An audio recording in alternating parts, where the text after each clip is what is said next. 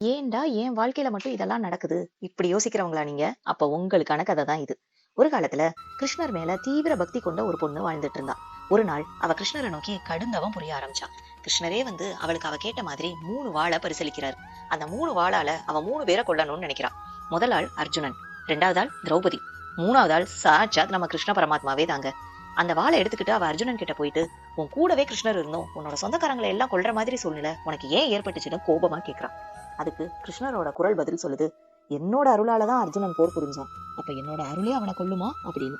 உடனே அவ கையில இருக்கிற வாள் கீழே விழுந்து எரிஞ்சு போயிடுது. அடுத்து திரௌபதி கிட்ட போயிட்டு, உனக்கு ஒரு கஷ்டம்னு சொல்லிட்டு நீ கிருஷ்ணனை கூப்பிட்ட பிறகும் நீ அவமானப்படுற மாதிரி சூழ்நிலை ஏன் ஏற்பட்டுச்சுன்னு கேக்குறான். அதுக்கு கிருஷ்ணர் சொல்றாரு, அந்த சபையில உதவின்னு அவ கேட்ட உடனே அவளுக்கு ஓடி வந்து உதவி செஞ்சது யாரு அப்படின்னு. இதை கேட்ட உடனே அவ வாள் திரும்ப விழுந்து எரிஞ்சு போயிடுது. நேரா கிருஷ்ணர்கிட்டயே போயிட்டு, உண்மையா நம்புற பக்தர்களுக்கு எதுக்காக இவ்ளோ சோதனை கொடுக்குற அப்படின்னு வேதனையோட கேக்குறா. அதுக்கு கிருஷ்ணர் கேக்குறாரு, நான் உருவாக்குன வாளே என்னை காயப்படுத்தும்னா நீ நினைக்கிற அப்படின்னு.